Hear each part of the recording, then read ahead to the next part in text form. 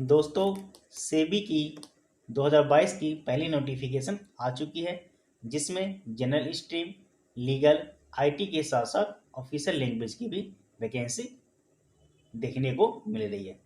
तो आज हम इस वीडियो में जानेंगे सेबी की जो ऑफिशियल लैंग्वेज की वैकेंसी निकली हुई है वह कितनी वैकेंसी है और इसके क्वालिफिकेशन, इम्पोर्टेंस, डेट्स के ऊपर हम इस वीडियो में चर्चा करेंगे। तो चलिए शुरू करते हैं। सबसे पहले ऊपर आप देख सकते हैं security exchange and board of India, जिसे शॉर्ट में सेबी कहा जाता है। यह बड़ा ऑर्गेनाइजेशन है, आपको पता ही होगा सेबी के बारे में। आप बैंकिंग की तैयारी करें तो आपको सेबी के बारे में पता ही होगा। Recruitment of officer grade A, assistant manager grade A की पोस्ट है। General stream, legal stream, information technology जिसे आईटी भी कहते हैं, research stream and official language. Official language यानी हमारी राजभाषा या हिंदी ट्रांसलेटर आप कह लीजिए। सबसे पहले इंपॉर्टेंस डेट के ऊपर चर्चा कर लेते हैं। Online application and payment of fee online January 5, 2022 to January 24, 2022, यानी 5 जनवरी से लेकर के 24 जनवरी के बीच आप इसे कभी भी अप्लाई कर सकते हैं। यानी कल से यह फॉर्म स्टार्ट हो चुकी है और 24 जनवरी इसकी लास्ट डेट है। 24 जनवरी से पहले ही आपको इस फॉर्म को अप्लाई करना होगा। Availability of call letter on SEBI website for online examination will be entered by email और SMS या ईमेल द्वारा आपको बता दिया जाएगा। जिस प्रकार से आपको जिस IBPS में भी आपका जब एग्जामिनेशन होता है तो कॉल लेटर के बारे में आपको सूचित किया जाता है ईमेल से और SMS से। यहाँ भी आपको सेम वैसे बता दिया जाएगा, यानी आपको इन्फॉर्मेशन दे दिया जाएगा। फेज 1 ऑनलाइन एग्जामिनेशन फरवरी 20। यहाँ पे देखिए डेट उन्होंने मेंशन कर, जिस प्रकार से आपका IBPS करते हैं यहाँ भी आपका मेंशन है कि आपका फिक्स एग्जाम फरवरी में होगा। 20 फरवरी को फेज 1 यानी प्री का एग्जाम। फेज 2 की बात करें तो examination except paper 2 information and IT को छोड़ करके मार्च 20, 2022 को होगा। यानी फरवरी में आपका देखिए फेज 1 का एग्जाम है और फेज 2 का एग्जाम मार्च में। जिस प्रकार से IBPS आपका लेते हैं उसी प्रकार से यह फास्ट है। Phase 2 of information technology stream April, जो इंफॉर्मेशन टेक्नोलॉजी उनको अप्रैल में होगा, बाकी सारे को मार्च में होंगे। इंटरव्यू की बात करें, interview date will be and interview की डेट आपको बाद में बताई जाएगी। तो आपका जो फेज 1 फेज 2 की जो एग्जामिनेशन है उसकी डेट यहाँ पर फिक्स है। ये लगभग आपके 2 महीने के अंदर आपके फरवरी और मार्च में कंप्लीट, यानी 3 महीने के अंदर ही आपके फेज 1 फेज 2 की एग्जामिनेशन कंप्लीट कर दिए जाएंगे। तो मान लीजिए आपके 1-2 महीने में आपके इंटरव्यू भी हो जाएंगे। काफ़ी ज़्यादा फास्ट है यह। जिस प्रकार से वो नाबार्ड का होता है सेम वैसी है। नाबार्ड में जिस प्रकार से वैकेंसी देखने को मिलती है यहाँ भी सेबी में भी सेम वैसी है। तो यहाँ पर अलग अलग स्ट्रीम में वैकेंसी निकली हुई है। पहला है जनरल स्ट्रीम, इसकी टोटल वैकेंसी आपकी 80 वैकेंसी है, जिसमें कैटेगरी वाइज वह अनरिजर्व की 32, OBC की 22, SC की 11, ST की 7 एंड EWS की 8 वैकेंसी है। क्वालिफिकेशन आपकी master degree in any discipline, किसी भी डिसिप्लिन में मास्टर डिग्री होनी चाहिए, and bachelor degree in law, bachelor degree in financing from a recognised university, CA, CFA, CS, CWA, यानी मास्टर डिग्री किसी में होनी चाहिए और बैचलर डिग्री यहाँ पर मेंशन है। इसमें से एक कोई भी आपके होना चाहिए जनरल स्ट्रीम के लिए। अगले पेज में चलते हैं।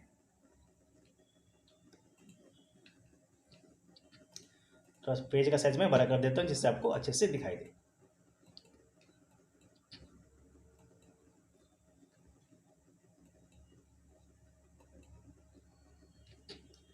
अगला है लीगल की वैकेंसी यानी LLB की। इसमें टोटल 16 वैकेंसी है, कैटेगरी वाइज आप देख लेंगे। चलिए इस पर हम चर्चा नहीं करेंगे। इस पर बैचलर डिग्री इन लॉ चाहिए यानी LLB आपको चाहिए। अगला इन्फॉर्मेशन IT की वैकेंसी, इसमें 12+2 14 वैकेंसी है। इसमें IT की क्वालिफिकेशन चाहिए, bachelor degree in engineering, electronic and information technology, communication information technology, computer science और मास्टर इन कंप्यूटर, जिसे MCA भी कहा जाता है। Bachelor degree in any discipline with A post graduate qualification minimum 2 year duration in computer information technology, यानी IT की vacancy है जो क्वालिफिकेशन मांगी जाती है यहाँ पर मांगी गई है। अगला है रिसर्च का। रिसर्च में master degree in statics, economic, commerce, business administration, finance, economics from recognised university. यहाँ पर टोटल 7 वैकेंसी देखने को मिल रही है। अब आ गया हमारा ऑफिशियल लैंग्वेज। मेन हमारा फोकस यही है। चलिए मैं इसका कलर भी चेंज कर देता हूँ। अब देख सकते हैं ऑफिशियल लैंग्वेज। इसमें वैकेंसी की बात करें तो वैकेंसी तो कम है, यहाँ पे 3 वैकेंसी है, जिसमें अनरिजर्व की 2 और ओबीसी की 1, यानी 3 वैकेंसी हमें देखने को मिल रही है, जिसमें एक ओबीसी की है, बाकी 2 अनरिजर्व कैटेगरी की है। क्वालिफिकेशन की बात करें तो जो नॉर्मल आपका मांगी जाती है वहाँ यहाँ भी सेम मांगी गई है। बस यहाँ पर एक चेंजिंग है, वो मैं आपको बता देता हूँ। Master degree in Hindi with English is one of the subject at bachelor degree level, ये तो होता ही है राजभाषा के लिए या हिंदी ट्रांसलेटर के लिए, आपको पता ही है। डिग्री लेवल और master degree level in Sanskrit, English, economics, commerce with Hindi as a subject at bachelor degree level. यहाँ पर 2 कंडीशन है। पहला कंडीशन अगर मास्टर डिग्री पर हिंदी है तो इंग्लिश आपका बैचलर डिग्री होना चाहिए, और दूसरा कंडीशन है कि आपका bachelor degree master degree Sanskrit, English, economics, commerce है तो आपका हिंदी होना चाहिए बैचलर डिग्री में। ये तो रहता ही है। संस्कृत और इंग्लिश वालों के लिए हिंदी मांगते हैं, लेकिन यहाँ पर एक और है कि अगर आपका संस्कृत में भी नहीं है, इंग्लिश में भी नहीं है, हिंदी में भी मास्टर डिग्री नहीं है, और इकोनॉमिक्स में अगर आपने मास्टर डिग्री कर रखा है, कॉमर्स में मास्टर डिग्री कर रखा है, तो भी अप्लाई कर पाएंगे अगर आपका ग्रेजुएशन में आपके हिंदी है तो कॉमर्स वाले की तो हिंदी नहीं होते, किसी किसी को होते हैं, तो वो अपन देख लेंगे, तो उनके लिए यहाँ पे एक बेनिफिट है। चलिए हमारा पोस्ट की बात हो गया। अब हम चलते हैं नेक्स्ट पेज पे। जो मेन पॉइंट है उस पर चर्चा करेंगे।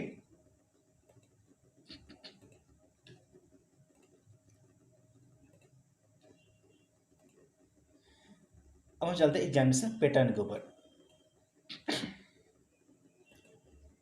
Mode of selection phase 1, paper 1 में all stream multiple choice question on the subject general awareness including सब question related to financial sector to easy to moderate difficult level, English language, quantitative and test of reasoning.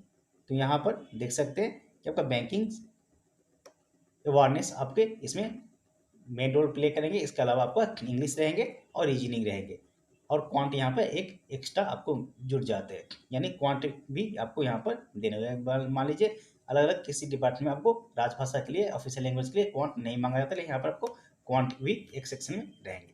लेकिन यहाँ पर section wise नहीं, यह एक अच्छी बात है। आप देख सकते हैं यहाँ पर सेक्शन नहीं है। Maximum marks 100, duration 60 minute, cut off 30% minimum, यहाँ पर आपको 30% आपको लाने ही होंगे। यहाँ पर जो है सेक्शनल यहाँ पर शो नहीं करेंगे, सेक्शनल आपके होंगे, क्योंकि चारों आपके इंग्लिश, रीजनिंग, क्वांट और जीएस है, तो आपको सेक्शनल यहाँ पर देखने को मिलेंगे। अगले पेज में चलते हैं। इसके बाद है जनरल स्ट्रीम के लिए multiple choice question on subject commerce, accountancy, management, finance, posting, companies act and economics, 100 marks के रहेंगे जनरल स्ट्रीम के लिए। ऑफिशियल लैंग्वेज के लिए आपका मल्टीपल चॉइस के रहेंगे स्पेशलाइजेशन सब्जेक्ट, जिस प्रकार से आपका 1 मार्क्स के जो होते हैं राजभाषा से रिलेटेड सब आपके क्वेश्चन रहेंगे, हिंदी से अंग्रेजी अनुवाद रहेंगे, इस प्रकार से ऑल बैंकिंग में रहते हैं। अगर आपने नाबार्ड दिया है तो आपको पता हो नाबार्ड और इसका सिलेबस लगभग सेम ही होता है। अब हम चलते हैं फेज 2 की एग्जामिनेशन। फेज 2 में आपके ऑल स्ट्रीम में रहेंगे इंग्लिश लैंग्वेज रहेंगे, डिस्क्रिप्टिव टेस्ट रहेंगे।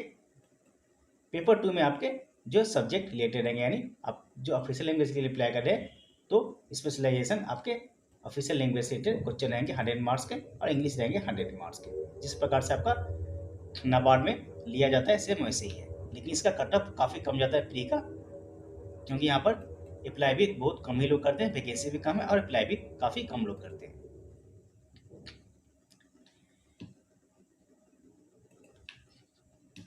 पे स्केल की बात करें तो पे स्केल यहाँ पर काफ़ी ज़्यादा होती है। इस प्रकार नाबार्ड में आपको मिलते हैं हाई पे, यहाँ वही सेम मिलते हैं। यहाँ पर बात करें without accommodation with 80,500 per month, ये देख सकते हैं यहाँ पर विथ एकोमोडेशन, यानी अगर आप एकोमोडेशन यानी अगर आपको घर आपको मिलता है तो आपको 80,500 सैलरी आपको मिलेंगे। तो आप सैलरी यहाँ पर देख सकते हैं। अगर आप घर अगर आपको नहीं मिलता है तो 1,50,000 आपको मिलेंगे। तो सैलरी यहाँ लाखों में देखने को मिलता है। क्योंकि नाबार्ड की और आरबीआई की और सेबी की सैलरी काफ़ी हाई होती है, इसलिए लोग आरबीआई में भी ज़्यादा अप्लाई करते हैं, नाबार्ड में भी अप्लाई करते हैं और सेबी में भी अप्लाई करते हैं। बाकी जो बेनिफिट है वो आपको मिलेंगे ही, जो मिलते हैं अलाउंसेस मिलते हैं वगैरह। एग्जामिनेशन सेंटर ऑल स्टेट में है, वो आप देख लेंगे जिस स्टेट से अप्लाई करेंगे, सारे स्टेट में लगभग एग्जामिनेशन सेंटर दी गई है।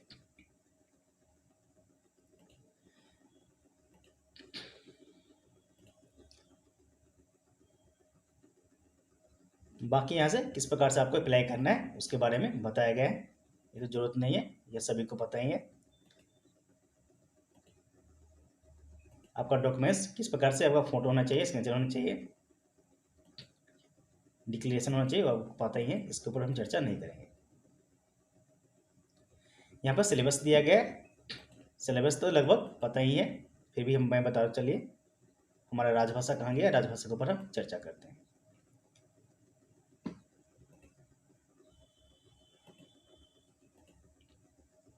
यह सब आईटी वालों के लिए है। हमारा आ गया राजभाषा।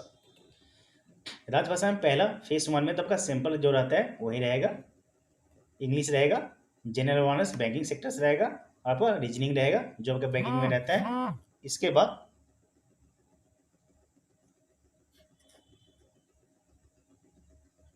चार सेक्शन है, वो चार सेक्शन आपके रहेंगे, और फेज 2 में आपके रहेंगे, फेज 1 फेज 2 में दोनों में रहेंगे आपके, जिस प्रकार से आपका 100 क्वेश्चन फेज 1 में भी रहेंगे, 100 क्वेश्चन फेज 2 में रहेंगे।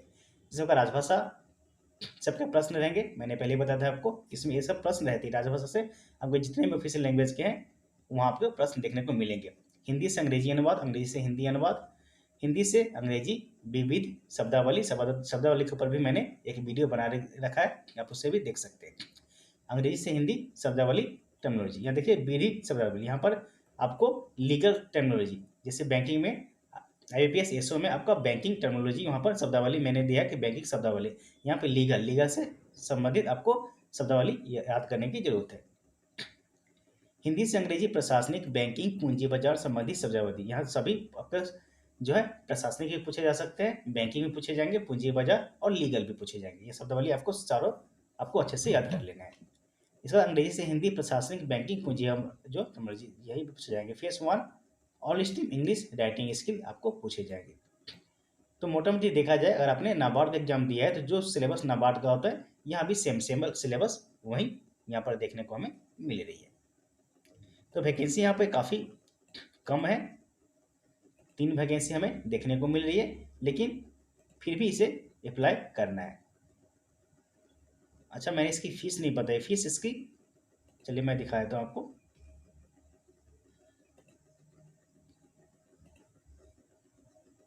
फीस भी इसकी कहीं थी,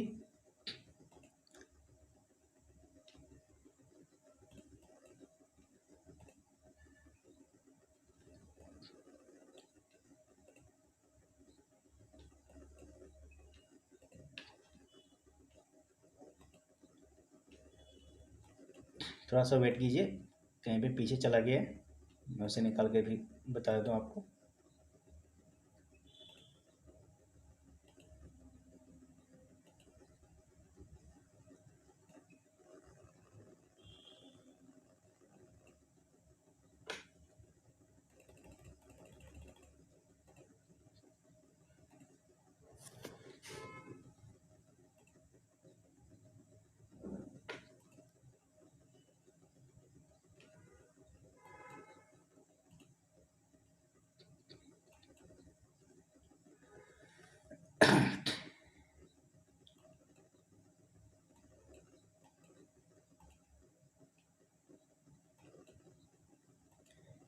अप्लाई के सेक्शन में ही इसकी फीस, अच्छा यहाँ पर देख लीजिए फीस इसकी है। Application fee non refundable unreserved OBC EWS candidate 1000, यहाँ पर फीस काफ़ी ज़्यादा है, लेकिन उतना ज़्यादा भी नहीं, क्योंकि आपको आईबीपीएस एसओ में भी आपने 850 रुपये तो वहाँ भी लगते हैं, यहाँ पर 150 रुपये आपको ज़्यादा देने पड़ेंगे। बाकी SC ST वाले पीडब्ल्यू के लिए यहाँ पर एक अच्छी बात है, वहाँ पर 100 रुपीज़ उनको देने, यहाँ पर SC ST वालों के लिए काफ़ी कम फीस है। यह फीस इतनी ज़्यादा क्यों होती है समझ में नहीं आ रहा, क्योंकि गरीब तो ओबीसी वाले भी होते हैं, अनरिजर्व वाले भी होते हैं, ऐसा नहीं कि अनरिजर्व और ओबीसी वाले सभी धनी है, वहाँ भी तो गरीब होते हैं और SC ST वाले भी धनी होते हैं। तो यहाँ पर कुछ सरकार को दिखना चाहिए था, लेकिन 1000 काफ़ी ज़्यादा फीस होती है। अगर आप अप्लाई करना चाहें तो आप इसे कर सकते हैं। चलिए अब इसे मैं फिर से एक बार दिखा देता हूँ इम्पोर्टेंट डेट्स के ऊपर।